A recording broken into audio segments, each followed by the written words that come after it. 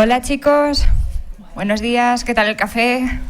Ya estamos de vuelta y ahora os voy a presentar a Marta García Garay. Seguramente que muchos la conozcáis, viene de Valencia, es psicóloga especialista en trabajo con artistas, además es fundadora de Impulsarte Psicología, que ahora nos contará más del proyecto, y también es colaboradora del programa de Fama Bailar y además profesora del Máster de Psicología y Música por la UNED. Así que, bueno, tiene mucho que aportar. Y además, bueno, me decía anoche que la perdonásemos, que venía con un poco de ojeras, acaba de ser mamá también. Así que se ha venido guapísima. Y nada, os dejo con ella que nos cuente su experiencia.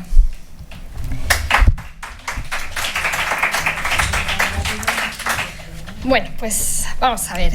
Bueno, primero muchas gracias por invitarme. Esto es la primera excursión familiar. Tenemos ahí al bebé. Entonces, bueno, sí, voy a intentar presentar un poquito el trabajo que llevo a cabo. Voy a intentar ser rápida para que nos dé tiempo a preguntas y así podemos ceñirnos, o sea, entrar un poquito en profundidad en lo que más os interese, ¿vale? Lo que quiero es hablar sobre la psicología aplicada a artistas, que es el foco de mi trabajo, sobre todo enfocada a músicos, bailarines y actores. Entonces, imagina disfrutar más del escenario, ser más eficiente en el estudio, saber gestionar los periodos de estrés y de ansiedad, alcanzar el equilibrio entre tu vida profesional y personal. Digamos que esto es lo que resume el enfoque de mi trabajo. En los últimos 6 años yo he acompañado a más de 1000 artistas, músicos, bailarines y actores a combinar la parte de trabajo de rendimiento y de bienestar o calidad de vida. Porque normalmente, ahora luego lo explico mejor, pero normalmente la primera demanda va a ser siempre el rendimiento. Quiero conseguir una plaza, quiero poder terminar mis estudios, quiero poder audicionar y tener mejor feedback. Pero detrás siempre hay una necesidad, o sea, un trabajo de personal, ¿no? Entonces lo que hacemos es combinar todo esto. Voy a comentaros un poquito cuál es mi recorrido para que veáis que esto ha sido algo muy orgánico. No me desperté un día y dije, mira, voy a inventarme una salida que no tengo ni idea de que esto existe. ¿De acuerdo? Porque sabéis que la psicología aplicada a artes escénicas, artistas, es algo súper novedoso que hay muy poquita gente que se dedique a esto, ¿no? Mi recorrido ha sido, como decía, algo muy orgánico porque yo crecí estudiando danza. O sea, ha sido todo desde mi experiencia como bailarina, como docente, como coreógrafa, presentando grupos de competición por toda España, ganando campeonatos. O sea, la cosa iba como muy bien.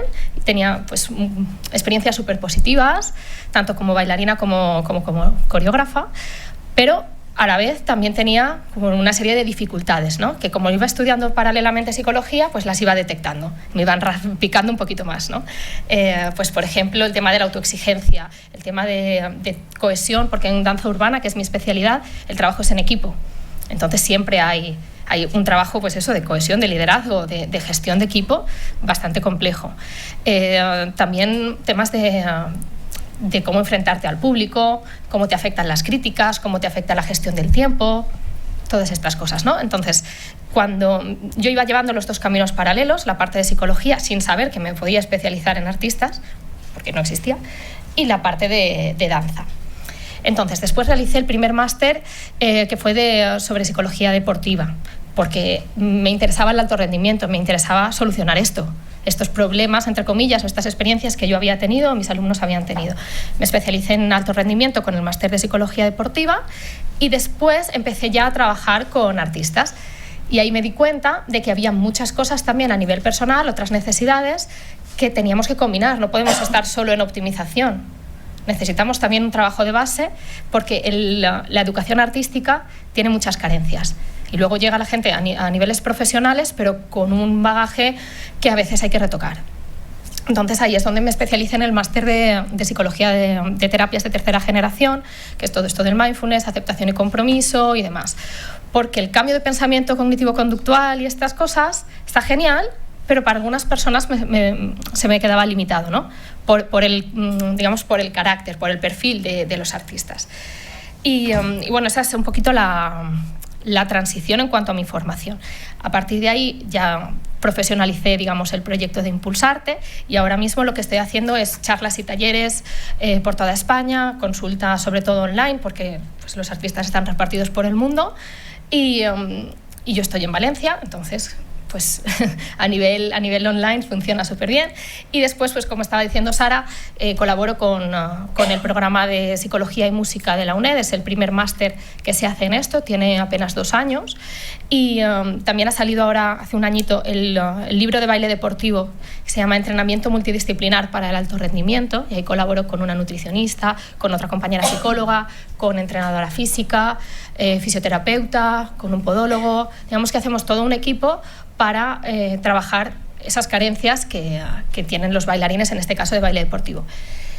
Y también, bueno, esto ya es como la super novedad, ¿no? En la colaboración con el programa Fama Bailar, que por primera vez ha llevado fuera de las cámaras, un programa de este tipo ha llevado fuera de las cámaras un trabajo psicológico. Entonces por ahora es una charla puntual, pero tiene pinta de evolucionar. La parte de investigación la mantengo en cuanto a congresos, colaboración con asociaciones y esto. También os quería comentar algunas asociaciones por si os interesa investigar un poquito sobre ellas y uniros. Tenemos a EMMIM, que es la Asociación Española de Psicología de la Música y de la Interpretación Musical. Tenemos a AMPAE, que es la Asociación Multidisciplinar para las Artes Escénicas, y estas dos son a nivel nacional. También la SEMPRE es a nivel internacional sobre psicología de la música, y la Asociación de Profesionales de la Danza de la Comunidad Valenciana, pues bueno, ahí también colaboro con ellos. Luego, paralelo a esto, pues como decía, estoy con el nuevo reto de ser madre y de combinar estas dos, o sea, toda la vertiente artística profesional de psicología con la maternidad, ¿no? Entonces es un nuevo reto para el que también tengo que aplicarme todo esto que digo. Sigamos con el enfoque de Impulsarte o del trabajo con artistas. Yo estoy convencida de que no existe una carrera artística sólida, duradera, prometedora, digamos, o satisfactoria si no existe una buena calidad de vida paralela. Parece evidente, ¿vale? Está muy claro, pero los artistas, digamos, no nos formamos en esto, no tenemos esto pendiente hasta que llegamos a cierta edad que decimos, vale, algo falla. Pero en cuanto a la formación, vamos como a piñón. Y ahí suele después, pues cada vez más, suelen salir cositas que hay que retocar.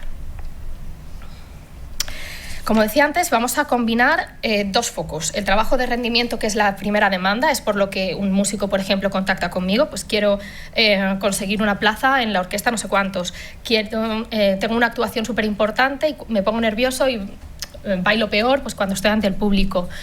O como docentes, creo que no sé comunicar algunas cosas que mis alumnos están bajando el rendimiento. O sea, todo está enfocado a la parte de resultado, normalmente en cuanto a demanda. ¿Qué pasa? Que paralelo hay una necesidad de mejora de calidad de vida, de mejora de autoconcepto, de mejora de autoconfianza, de gestión de emociones, 1000 cosas.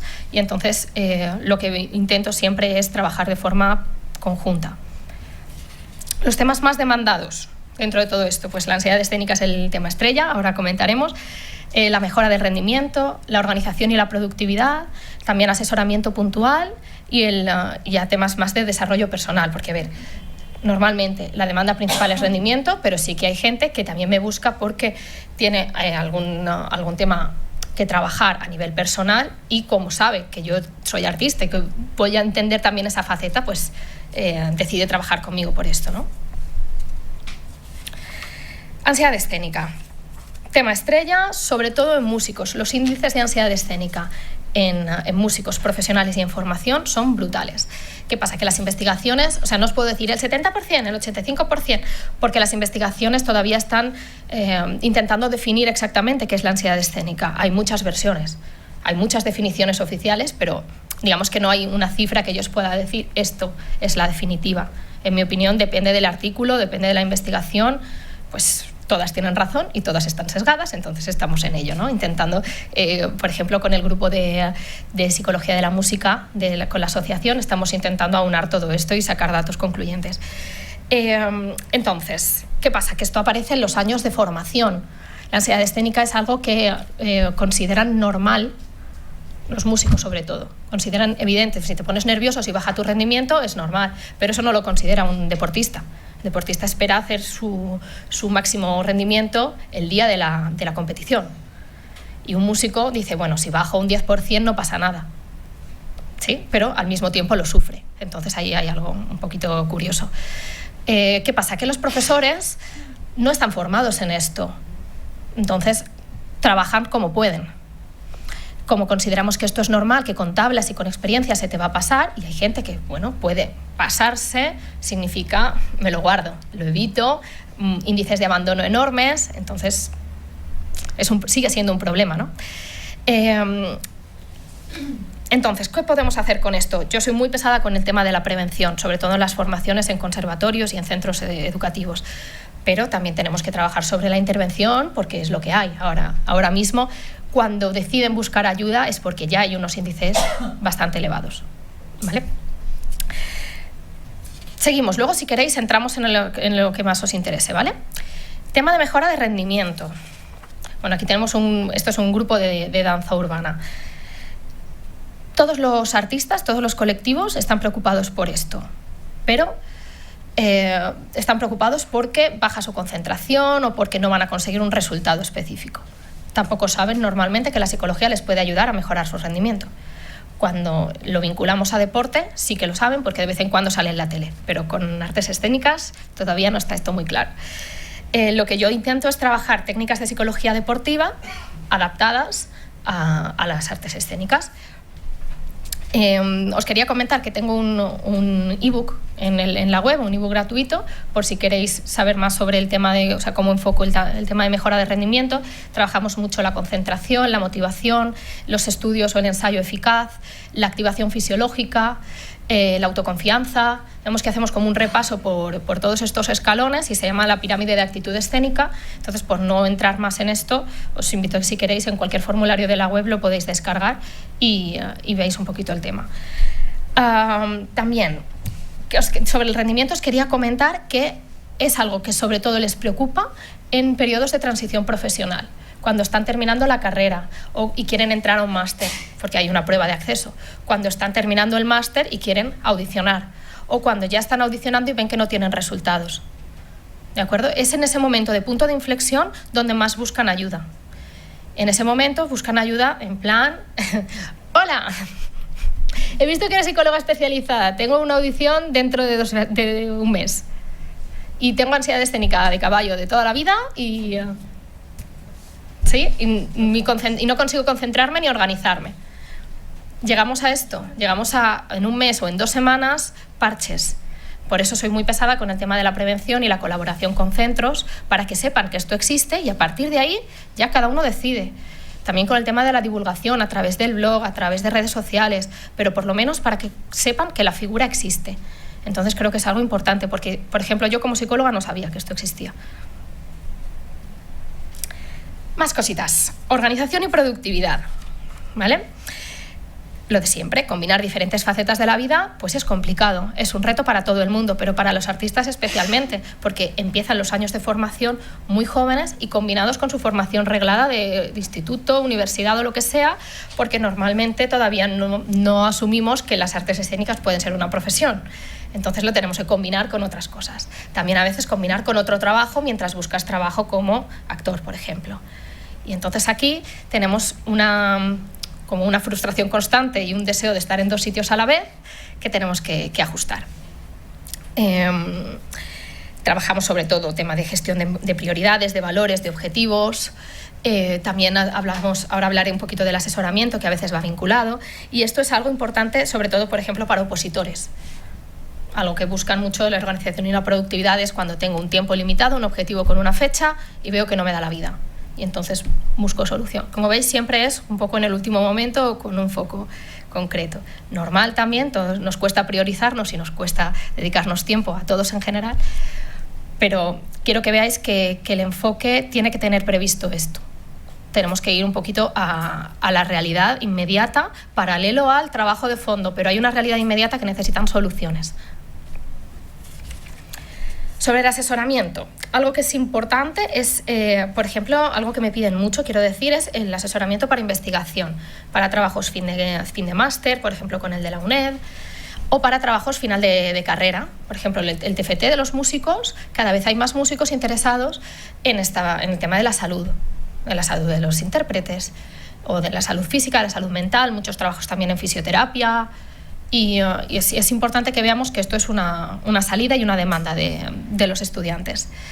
También trabajo con artistas que quieren crear un proyecto personal, profesional, porque al final está siempre súper vinculado, y yo les ayudo a darle forma desde la parte, digamos, más psicológica, ¿no? Luego la parte de empresa, pues no sería yo la persona indicada, pero sí que hay algunas pautas que son importantes en cuanto a valores, prioridades, cómo enfoco un proyecto profesional desde mi realidad, no en plan queda súper bonito sobre el papel. Lo mismo para futuros psicólogos que quieren vincular las dos cosas. Y luego, por último, el tema de desarrollo personal va a ser algo transversal, va a ser algo paralelo al trabajo de rendimiento y depende de la persona, depende del caso y demás, pues vamos a emplear unas técnicas u otras. Algo que sí que os quería comentar es el tema del mindfulness.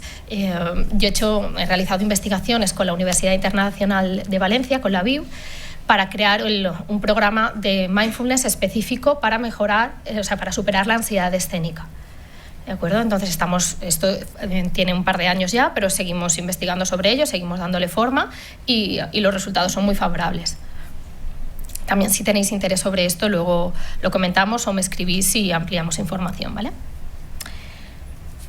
¿Cómo hacemos todo esto? O sea, estos temas principales, a nivel práctico, ¿cómo los llevo a cabo? Pues por un lado, con consulta online, con sesiones individuales, que digamos que son totalmente personalizadas. No os voy a decir que tengo el método perfecto e infalible, porque eso suena a marketing barato y no me gusta.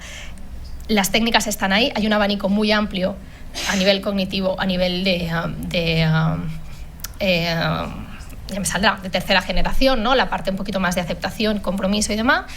Todo esto lo voy combinando según la persona veo que necesita y según las prioridades que esa persona tiene. Después, cursos online son formaciones en directo, normalmente en grupo reducido y que tienen una continuidad, con lo cual podemos trabajar, por ejemplo, el grupo de mindfulness, por ejemplo, trabajos de rendimiento con diferentes técnicas, y es un grupo reducido en el que, bueno, no llega a ser una consulta individual, pero sí que hay un asesoramiento personalizado y hay una continuidad en el tiempo, con lo cual los resultados existen. Y luego hay charlas y talleres, conferencias y demás, pues que, como decía antes, yo me voy moviendo por España para ir llevando esto a los conservatorios, a los centros, a universidades, a presentar lo que sería la profesión y a decirle a la gente que esto existe. Trabajo con intérpretes. Bueno, ahora os quiero comentar un poquito con cada uno de los agentes, intérpretes, docentes, centros y familias, con cada uno de los agentes qué es lo que más trabajo, lo que más les preocupa o lo que más me piden. Tema de intérpretes, sobre todo ansiedad escénica, volvemos al tema estrella, y sobre todo en músicos, también en bailarines y también en actores, pero los que ya lo empiezan sobre todo a manifestar, por lo menos en modo general, los índices son más altos en músicos. Hay muchos niveles, muchos tipos de manifestaciones en ansiedad escénica. Esto es un mundo enorme, pero es importante que ya lo vayamos valorando y vayamos reconociendo que es algo que va a ocurrir. Es ansiedad, un tipo de ansiedad social, ansiedad ante la ejecución. Existe también en deporte, en discursos políticos, en 1500 cosas, pero hay algo muy concreto vinculado a las artes escénicas por los años de formación, por el inicio, por la carga profesional, la relación con el profesor, 1500 cosas. También trabajamos, es importante ver el tema de la presión y la autoconfianza, que al final se vincula todo con ansiedad escénica, pero lo podemos ver por separado también. Esto es especialmente importante en cambios de etapa también y en todas las especialidades. Ya no nos centramos en músicos. Aquí esto nos pasa a todos los artistas, pero es continuo. La sensación de el debería y la presión es diaria. La preocupación por la perfección, y esto está también muy vinculado a los docentes que te están diciendo que mejores, expresa más, comunica, ¿de acuerdo? En danza y en música te dicen esto como demanda, pero no te dicen cómo hacerlo, nunca jamás, porque no saben. Es una demanda simplemente. Es que no conectas con el público. Vale, ¿cómo lo hago? Ni idea.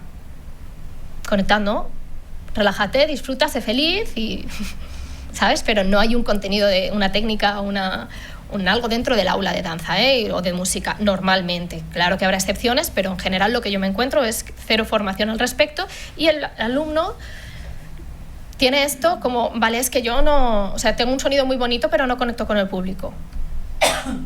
Y entonces, ¿cómo voy a seguir en mis estudios, ¿no? ¿Cómo voy a conseguir una plaza? Empezamos con las limitaciones y con los bloqueos. También otro tema importante con intérprete sería la competitividad del futuro profesional, pues en este contexto maravilloso, con unas ayudas a la cultura estupendas y con un montón de plazas disponibles, pues claro, todavía hay más presión, más perfeccionismo, más competitividad, y esto se fomenta desde los primeros años de estudio. También lo que sería una visión de túnel, ¿no? Que digo yo, porque los objetivos son muy poco flexibles. Un músico se empieza a formar como profesional a los 12 años, queriendo ser solista de la orquesta no sé cuántos. Entonces, a lo mejor llega a los 20 y si se planteara esto, no es la vida que quiere. Pero no se lo plantea porque va así. Esto es lo que tengo que querer, esto es lo que he querido toda mi vida. Yo siempre lo digo, yo lo que quería era irme a Los Ángeles a bailar. Es para lo que estuve bailando desde los 12, 13 años. Súper enfocada a ser bailarina profesional y a irme fuera, pero vamos, así. Llegó la mitad de carrera más o menos y decidí que eso no es que no pudiera o quisiera, es que no es lo que quería. Ya no era mi prioridad. Entonces, esta parte de poca flexibilidad también la tenemos que valorar. Trabajo con docentes. Como decía antes, poca o nula formación fuera de la interpretación. Normalmente un docente es un intérprete que da clase. Y esto luego lo vemos en el último punto de frustración y burnout. Tenemos dos versiones. El docente que el docente que es intérprete no ha conseguido trabajar como intérprete y acaba dando clase, pero frustrado. Y luego tenemos el docente que sí que quiere dar clase, que le gusta, que se forma para ello, está motivadísimo, se encuentra con un sistema podrido y asqueroso, donde no puede realizar esas ideas o esos proyectos que él tiene, que sabe que pueden funcionar, porque el contexto se lo pone muy difícil. Vale, sí, se pueden mejorar cosas y tiene margen, pero un margen muy, muy limitado. Entonces, cuando entramos en síndrome del burnout y demás.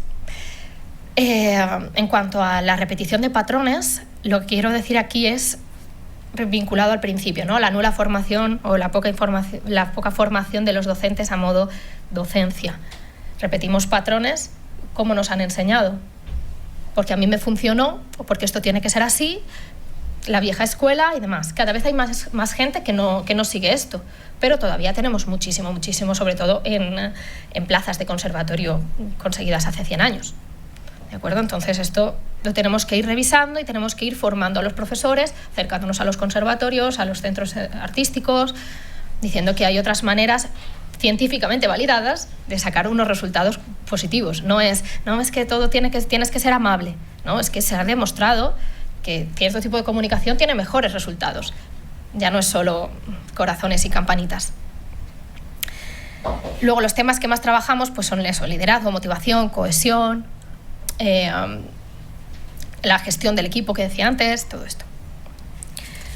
Trabajo con centros y agrupaciones, porque podemos aportar también a lo que es la entidad, no solo al protagonista, ¿no? Sino a la entidad que lo forma o que lo gestiona.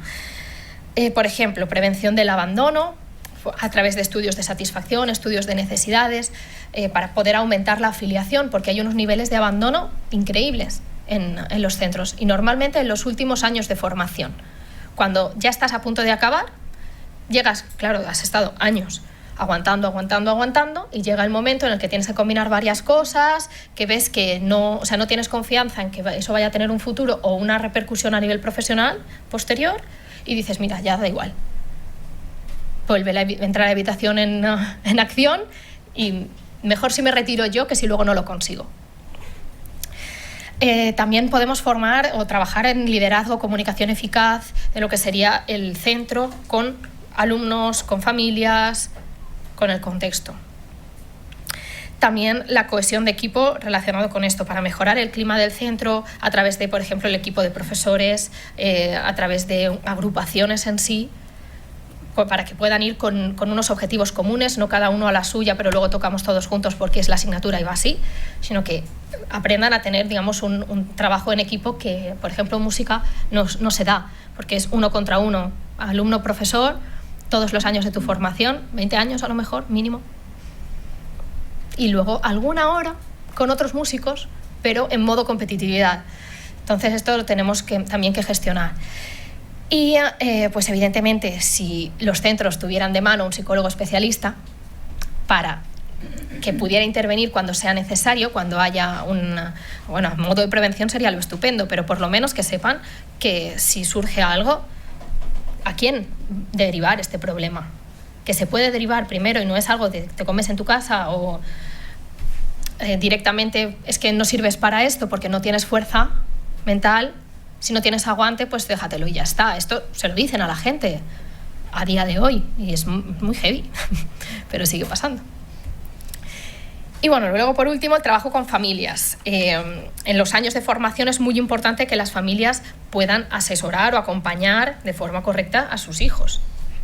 También súper evidente, pero no ocurre. Con las profesiones artísticas, normalmente cuando los apuntan a teatro o a las clases de baile, normalmente el primer momento en el que les apuntan a tal es porque los padres tienen eso como una asignatura pendiente, ¿no? A mí me hubiera gustado tocar la guitarra, pues apunto a mi hijo a guitarra, y si quiere clarinete yo le apunto a guitarra porque la guitarra es muy bonita. Entonces esta suele ser el inicio, ¿no? ¿Qué pasa? Que luego los objetivos de la familia y de los hijos pues no tienen por qué ir a la par. Y también tenemos conflictos en este sentido. Entonces en deporte, en los clubs de deporte, por ejemplo, existe lo que son las escuelas de padres, también en otras disciplinas, pero lo asemejo a deporte por el tema de rendimiento, de actuar ante el público y demás. Las escuelas de padres se dedican a hacer formaciones para asesorar a los padres en este sentido. Pautas de compromiso, de autodisciplina, hábitos saludables, manejo de expectativas, ¿sí? Para que puedan acompañarles de la mejor forma posible y no con los patrones anteriores, o sea, los patrones de los propios padres.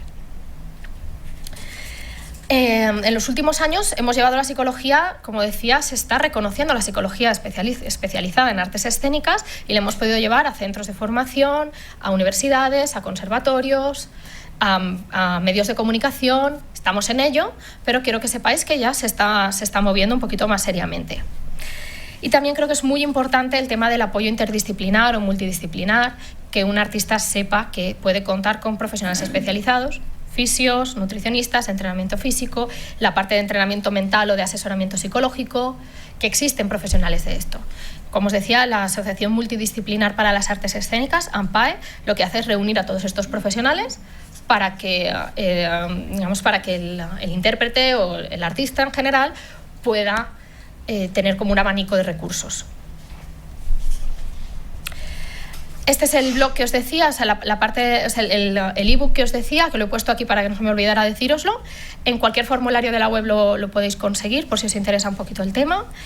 Y ya está, quiero ser rápida para que surjan preguntas, ¿vale? Bien. Gracias. No os he puesto aquí la web, pero bueno, es igual que el correo, psicologiaimpulsarte.es, ¿vale? Se me ha olvidado poner la dirección.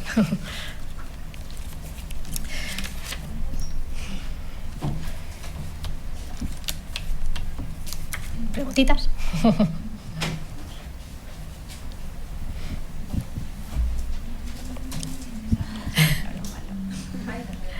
Dime.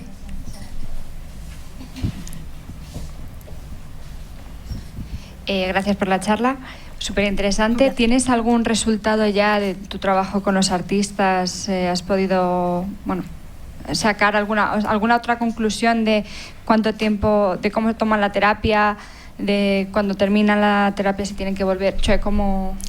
A ver, claro, esto es algo, en terapia te refieres a sesiones individuales, sí, ¿no? Entonces, sí. Pues, evidentemente, cada persona tiene un proceso, no podemos decir en 10 sesiones no sé cuánto.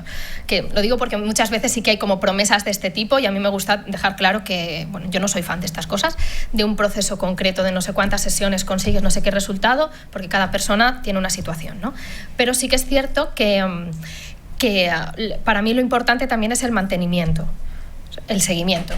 trabajamos según la demanda. Al principio lo que hacemos es acordar un objetivo concreto, porque hay tantas cosas que se pueden trabajar y podemos optimizar tanto en esta vida que necesitamos como acotar, ¿no? Al principio hay una primera demanda que normalmente va vinculada a una fecha, porque buscan rendimiento, entonces es, en marzo tengo no sé cuántos. Entonces ponemos eso como objetivo y acotamos más o menos el tiempo y la modalidad, si semanal, quincenal, no sé cuántos. A partir de ahí vamos viendo las técnicas que mejor acoplen con el objetivo y con la realidad de la persona y llegado a ese momento, pues sí que puedo decir que normalmente, o sea, que el objetivo se suele cumplir. Casi al 100% de los casos el objetivo a nivel personal se suele cumplir. ¿Qué pasa? Que el objetivo primero normalmente es obtener la plaza. O sea, a lo mejor a la primera no, pero sí que la persona se siente mucho más capaz de conseguir la plaza y a lo mejor esa no es y la siguiente sí. A lo mejor es imposible que consiga esto, pero quiero empezar a sentirme capaz de hacerlo. Y al final la consiguen a la primera, ¿sabes? O sea, esto va a depender de la persona y de la realidad. Y después sí que me gusta trabajar sobre el seguimiento, porque estos son recursos que tenemos que ir aplicando continuamente. No sirve de nada que tú hagas un diario de ensayos estupendo, que trabajes la visualización maravillosamente, que hagas meditación y que hagas pues, toda la retahíla de recursos estupendos y que cuando consigas la plaza dejes de hacerlo, o que cuando dejemos la terapia, no me gusta llamarlo terapia porque a algunas personas no es ese el enfoque, ¿no? Pero bueno, cuando dejamos el proceso, a lo mejor no has conseguido tu objetivo principal en cuanto a resultado y dejas de aplicar los recursos.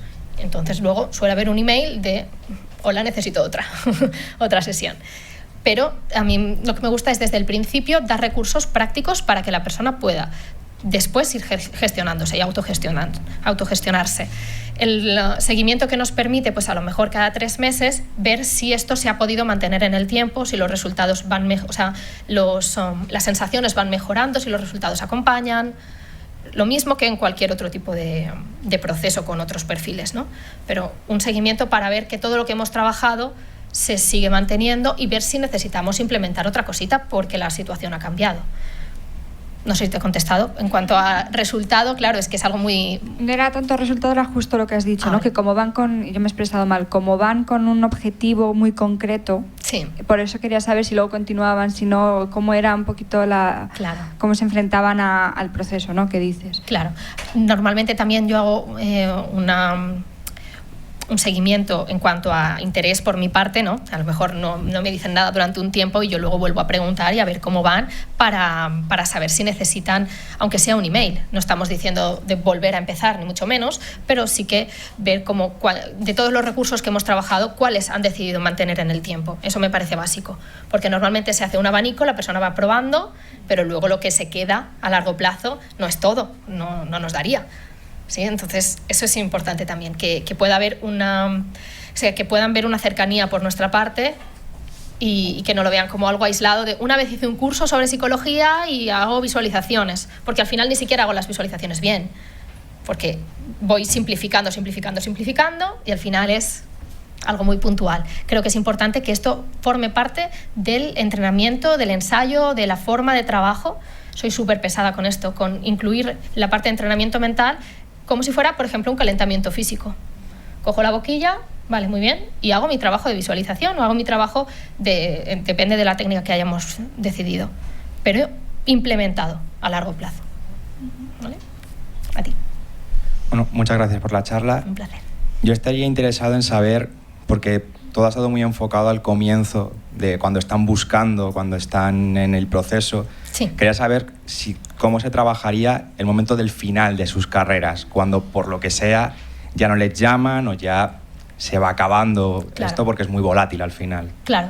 Sí, a ver, a lo mejor yo los ejemplos que he dado hoy sí que están vinculados sobre todo al inicio, porque suele ser la demanda principal, pero sí trabajamos también mucho con el tema de transiciones profesionales o cuando ya tengo mi plaza y tengo mi plaza o mi trabajo en general, ¿vale? Da igual que sea un musical que dura 2 meses, pero cuando digamos que ya tengo cierta estabilidad, en ese momento también hay gente que decide optimizar desde la calma.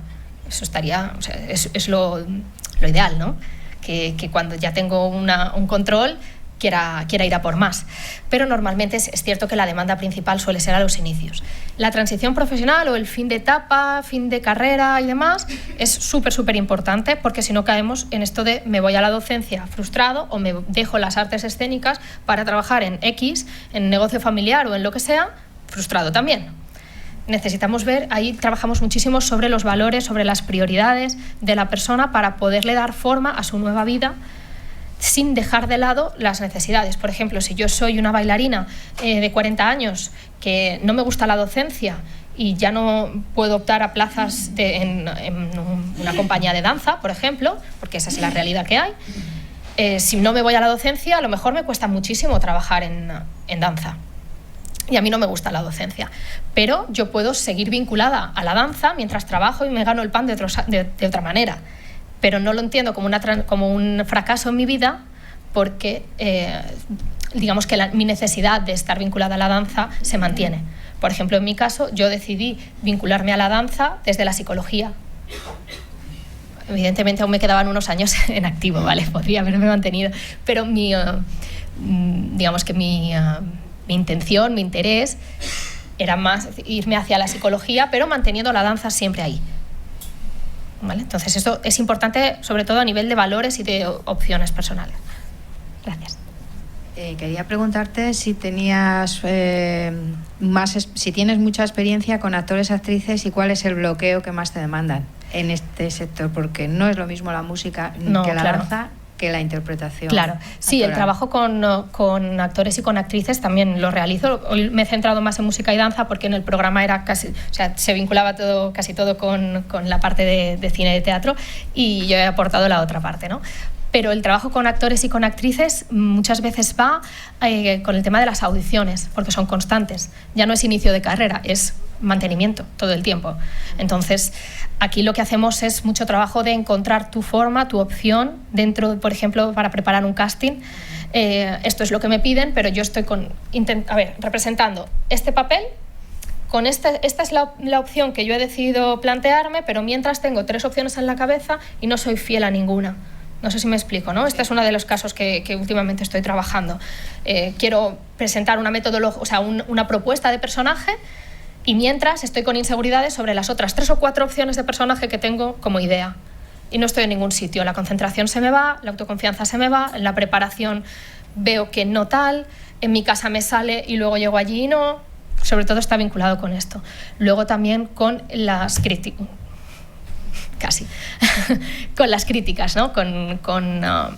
Ya cuando tenemos una profesión un poquito más reconocida, pues cómo me enfrento al tema de la crítica, básicamente. Esto también es muy trabajado. Gracias, Marta. Es muy interesante todo lo que cuentas. Yo te quería preguntar por el tema de los conservatorios, que es un poco el mundo que yo conozco, porque estudié piano en conservatorio.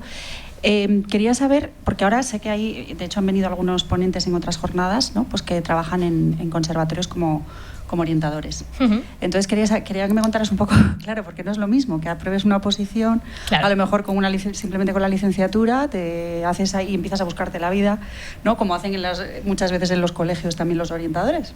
No sé si, para empezar, no sé si sabes, si tú me podrías contestar esto, ¿no? Pero no sé si son necesariamente psicólogos, para empezar, no lo sé, o si pueden ser la figura de orientador. Del orientador de los conservatorios, que a nivel público está empezando a ver. Es que está empezando a ver, entonces vale. Esto todavía está primero por delimitar y está diferente según las comunidades, esto está un poquito por hacer. Sí.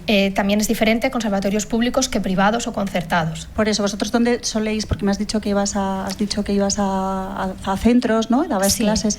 ¿Es más a nivel privado? No, a ver, mi trabajo en los conservatorios ahora mismo es a nivel de conferencias, charlas, talleres puntuales. No es algo que, por ejemplo, que no son recursos del conservatorio. Es semana cultural, hacemos charlas. Viene no sé quién a hacer una masterclass de no sé cuántos y voy yo a hacer una masterclass de psicología aplicada. Voy a preparar un taller sobre alguna técnica en concreto o sobre lo que os decía antes de la presentación de esto existe y qué es lo que os puede aportar.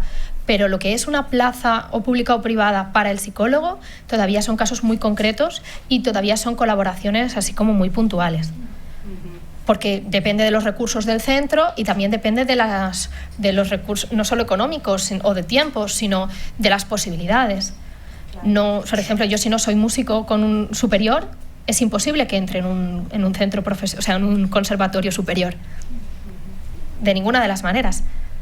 Siendo psicóloga o no siéndolo, pero si no tengo la formación superior en X, a nivel musical, da igual que sea especialista en...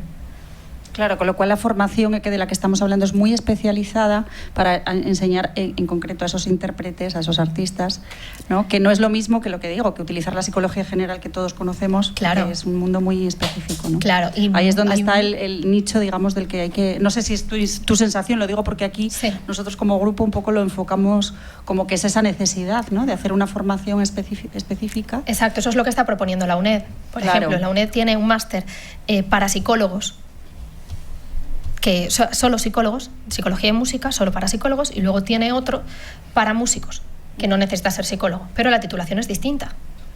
No es abrimos y todo el mundo se puede formar en psicología positiva y todo el mundo se puede formar en psicología de las no sé cuántos, porque si no tienes una formación de base en psicología, después no puedes decir que tienes un máster en psicología no sé cuántos, por lo menos bajo mi punto de vista. En deporte pasa muchísimo. En deporte hay mucho deportista profesional que después hace un curso de psicología del deporte. El otro día recibí una llamada de un deportista que quería que le recomendara un máster, y los másters que yo te voy a recomendar son para psicólogos, porque es un máster de psicología. Y habrá gente que no tenga esta opinión, pero para ejercer de psicólogo especialista en deporte o en música o en lo que sea, yo lo tengo claro, necesitas una formación de base. Otra cosa es que puedas asesorar o aplicártelo a ti mismo o lo que tú quieras, pero en cuanto a profesión, lo siento, hay un intrusismo brutal, y con músicos muchísimo. Gente que ha superado el miedo escénico y ahora hace charlas del miedo escénico, pues todas las que quieras. Claro, y es lo que hablamos del coach, ¿no? Que siempre suele ser una figura que ha destacado en eso, que enseña a los nuevos, pero eso no es lo mismo. O que no ha destacado no es y ha mismo. superado el miedo escénico. Ha ido a terapia 3 años y después dice que vamos a aplicar todo lo que yo te he enseñado. O sea, todo lo que yo he aprendido ahora te lo enseño, pero yo te enseño lo que me ha funcionado a mí, con unos niveles de filtro increíbles. Entonces, bueno, pues también es algo en lo que soy muy pesada en todas las formaciones, con el tema de elegir bien a la persona que te acompaña, ¿no?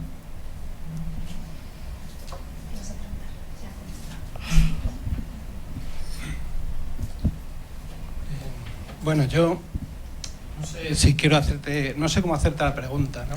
Venga, intentemos. Directora, que tiene a cargo a un grupo de actores, ¿no? Habitualmente tienes el problema de trabajar con un grupo de personas, ¿no? Y entonces tienes el problema de pues todos los problemas que se dan en la vida, como la convivencia, ¿no? Sí. Sin embargo, cuando tratas de llevar al actor a una posición, eso que has dicho de que el personaje estudia diversos, ¿no? Sí. Opciones, lo habitual es que tú le dejes, ¿no? Crear al actor, sí, o a la actriz, ¿no? Le digas, bueno, esta es tu... nosotros lo llamamos antecedentes, circunstancias dadas, ¿no? Uh-huh. Y ahora, ¿qué te parece que haría Nina, por poner un ejemplo, en La Gaviota, ¿no? Sí. ¿Cómo reacciona? ¿Cómo deja de reaccionar, no? Tenemos un problema tremendo porque llegó Stanislavski en un momento de su vida y dijo que lo de la psicología en el personaje no. O sea, y descartar. De hecho, tú hablas de psicologismo en una escuela de interpretación y de escena, de dirección de escena, y ponen la cruz invertida porque no quieren saber nada, ¿no? Y sin embargo no dejas de actuar como director o directora con ciertas herramientas. Claro. Bueno, con ciertas no, con muchas herramientas que son de tipo psicológico, ¿no? Que van buscando siempre un personaje, una idea, y que trabajan siempre de abajo a arriba, que es muy importante, ¿no? Porque de abajo a arriba, de arriba a abajo es muy complicado, pero de abajo a arriba es distinto, porque trabajas sobre acción, ¿no? Entonces, mi pregunta sería que si tú te has encontrado con algún director o directora, ¿no? O si hay un campo ahí, ¿no? A ver, supongo que sí. Quiero decir, yo no me he encontrado directamente con un director que haya buscado psicología, para empezar. ¿Vale? Lo que trabajo sobre todo a nivel de interpretación es con el actor o la actriz que necesita herramientas diferentes a las que tiene para poderse enfrentar a su profesión. Dentro de la profesión o al contexto que acompaña a la profesión. Pero directores que busquen al psicólogo para mejorar lo que sería su trabajo o el trabajo de equipo o la creación de personaje y demás, todavía es algo que tiene muchísimas limitaciones, porque en teatro es uno de los lugares donde, o sea, es uno de los ámbitos donde todavía hay, como has dicho tú, más rechazo.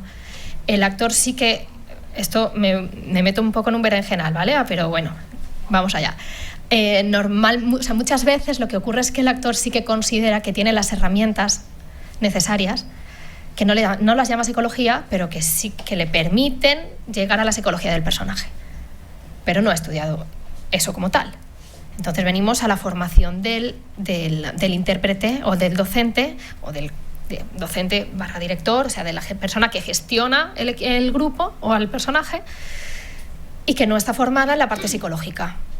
Pero no se quiere formar, porque todavía hay cierto rechazo.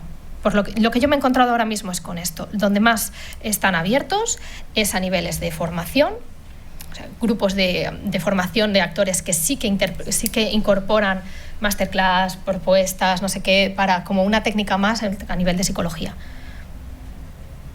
Todavía tenemos limitaciones por ahí, pero sí, sería un campo súper útil y necesario. Es una pena porque... Sí. Se necesitaría un poco de... Vendría bien. Sí. Sí.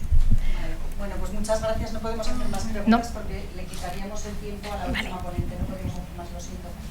Lo vemos después. Si queréis ir fuera ahora, le preguntáis lo que queráis, ¿vale? Pues muchas gracias. Pues gracias.